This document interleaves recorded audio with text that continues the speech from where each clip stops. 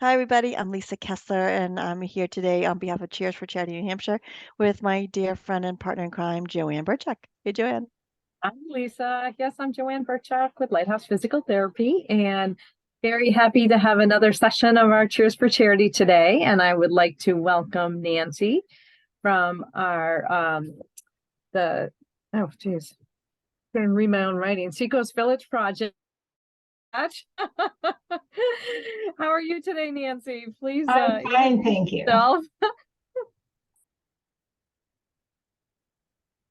Tell us a little bit about what the Seacoast Village Project does.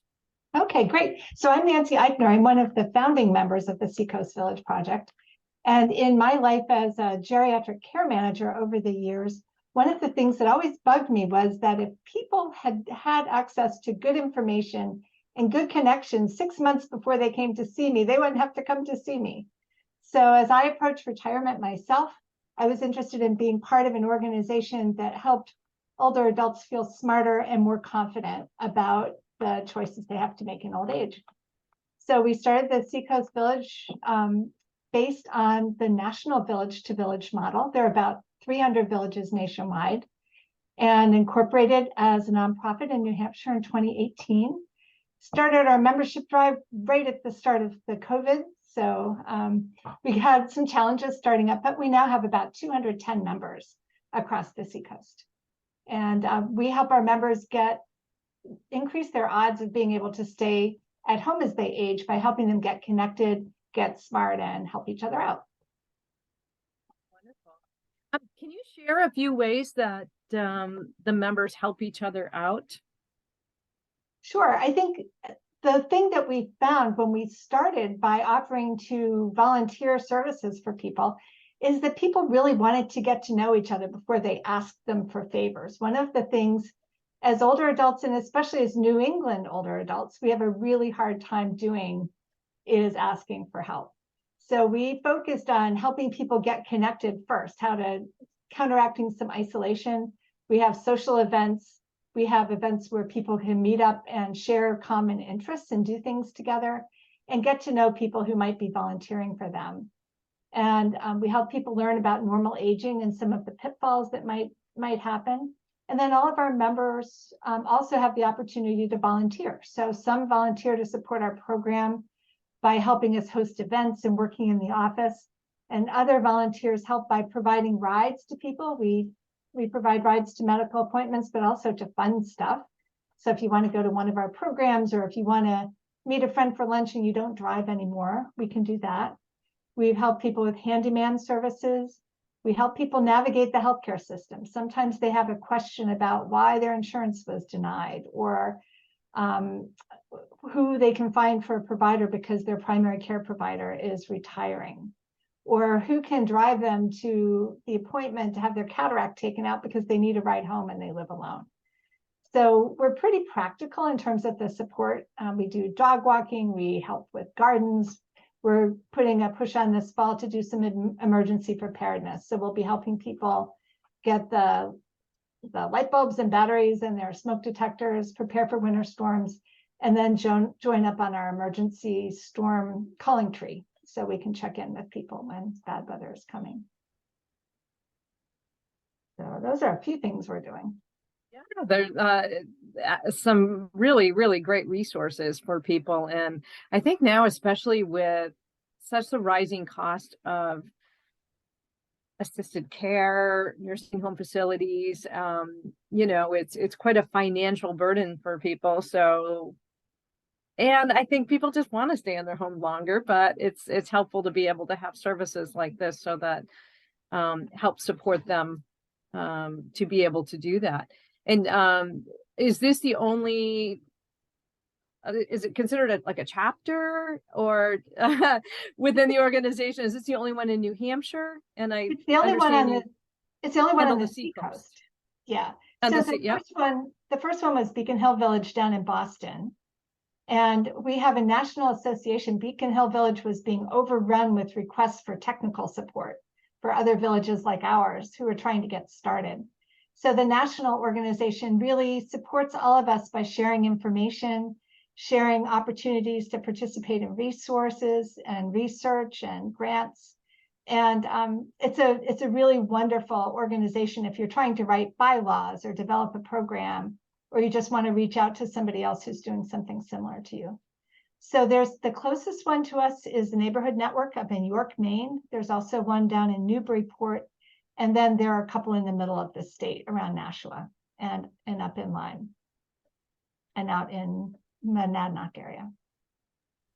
Okay. When you say you support the Seacoast, is it just New Hampshire or is it Southern Maine, Northern Mass? Sort of what's your reach? It's just the Seacoast for now. So we have basically Portsmouth, Dover, Exeter, and then the towns that surround them. So we have 15 towns in our service area.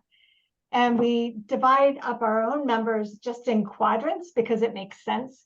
We want to spread out our events so everybody doesn't have to drive into Portsmouth for an event if they live in Madbury. And also people can get to know each other locally. So if someone needs a ride or a volunteer service, we can assign a volunteer that lives nearby. So administratively, we're divided into 4 clusters, but we're run centrally out of our office at Cary Cottage in Portsmouth. Nice. Oh, we love Cary Cottage. That's great. What kinds of needs are you finding as an organization right now? So when we did our outreach before we started the program, a lot more people than I expected were asking for social opportunities. So they wanted to be able to meet other people. They wanted information and help navigating the healthcare system. They wanted to know that they could have access to transportation help, although they didn't have an immediate need. And they wanted help with technology. And those are pretty much similar. We had similar numbers to the national organizations, aggregated numbers across the country. Transportation certainly comes out first nationwide, but we have some other transportation programs on the Seacoast too. And our village is still a little bit younger. Our average age is around 78. So we still have driving members, and it's not as pressing a need yet. We're a new village. So as our members age with us, hopefully we'll be doing more. What do you have to do to become a member? So you sign up for an interview just so that we can make sure that we both understand the same things about what you would like and what you need. We've had some people call who want access to volunteer 8-hour-a-day care, and we can't do that. So we can't provide professional services to people. We want to make sure that the expectations are the same as what we can do. And we also have a scholarship fund available for people who aren't able to pay the dues. Our dues are $250 a year for individuals and $300 a year for households. But we do have some people in the Seacoast area who are house rich and cash flow poor, and we want to make sure that affordability isn't a barrier to people. So if people do need support with the dues, we want to make sure that we get the paperwork for that completed as well. And then we welcome people aboard. They sign a membership agreement, and we get them started accessing the website or figuring out the analog part of that, which is the phone and email, and start getting them involved in activities. Great.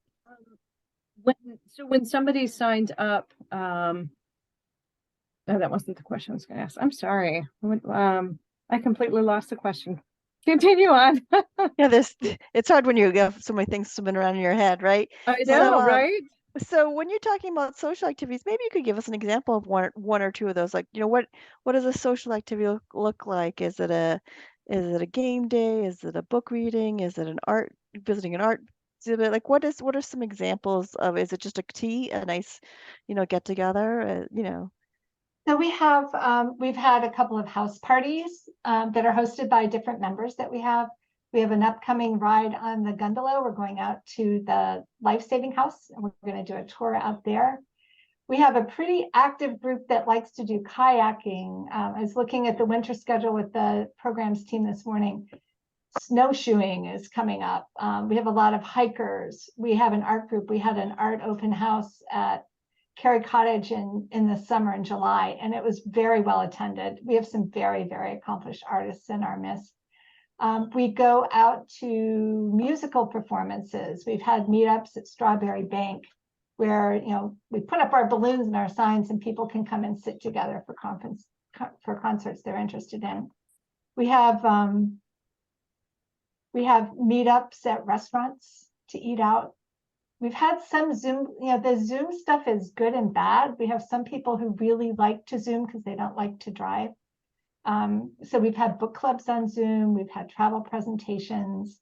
We've co-hosted a couple of programs with the Active Retirement Association that have been really fun. Many of our members belong to both organizations. So that's been good.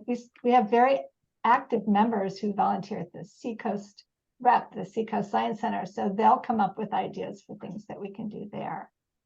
Love that. So you said the average age is 78. Is there like a maximum age you have to be to get in? Like, you have to, so like AARP, do you have to crash a threshold to be a candidate, or can anyone join? How does that work? 50 is, we say 50 and up. Our youngest member is 54 and our oldest member is 90, almost 97. So we have quite a range.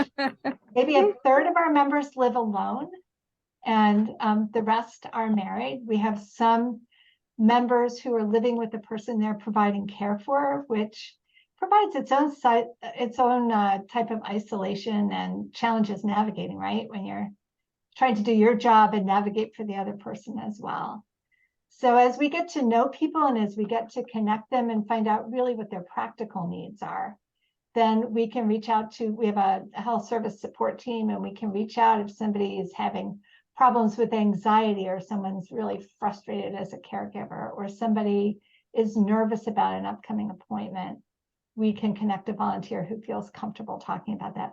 We have 3 or 4 psychologists. We have a lot of nurses and a lot of social workers among our membership, and a few doctors. So we don't do our licensed jobs as members, but we know a lot because we've seen a lot. So we can generally sit next to somebody and help them sort through things. That is great. Now, with the volunteers, you have to be a member of the organization to be able to volunteer within it. Is that correct? Yeah. So it's an interesting thing. When we started before COVID, we were recruiting people to be volunteers and people to be members. And we had a lot of volunteers sign up and 3 members. And so we said, wait a second, what's going on here? And I think that it's that old ageism sense at work where people say, well, I don't want to be one of those needy members. I'm going to be the strong volunteer. And our sense after we talked it over is, any of us could need something sometime. We're all peers. We're all on equal footing here. And that's really the spirit that we want to keep. We're a member-led, member-run organization, and we want to really promote that equality. Fantastic. I love that Your motto. funding is mostly just from the membership dues, or do you also do other sorts of fundraising activities to support the organization? So we have our membership dues pretty much pay our overhead expenses, but we also raise money through grants, through individual giving. We do what everybody around here does with New Hampshire Gives and Giving Tuesday. And we're looking at some corporate support for some programs that our members want to do in 2024. So we're just starting to scope that out, look at the budget for those programs. And 2 of those programs are educational, and we have a couple of recreational things people want to do. So fundraising, like anybody anywhere, right? We're all into it. Yeah, that's what keeps us alive. So fascinating. So you work with an interesting demographic, people 50 to 90, 50 to 100, whatever they end up being. Fantastic. How do people learn about your organization, especially if maybe technology isn't their thing, or maybe if technology is their thing? What are the ways that they can learn more? Well, that's a really good question. And it's one that keeps coming up. We do outreach. We have an emailing list of about 700 people. That's been pretty steady for a while. We do a monthly lunch and learn by Zoom. Carl Singer, who's a geriatrician in Exeter, he's been with Exeter Hospital for a while, and I co-host it. And we look at issues of aging, whether it's healthy aging or some of the problems you might come up against. So we had a series on healthcare decision-making. We've talked about how do you keep your brain active. We've talked about diets and end of life stuff. Death is a big topic that people are interested in. So we've recruited some members through the Lunch and Learn. Many of our new referrals come word of mouth. So they join because somebody they know is a member of the Village Project. And this fall, in September, October, and November, we're doing some specific outreach in our southern part of our village. So it would be Newcastle, Rye, Northampton, down to Hampton, across to Kensington, just to do more personal outreach with people. And we'll be doing some informational sessions in libraries and then some house parties to follow up, just to let the people who are interested get to meet some villagers.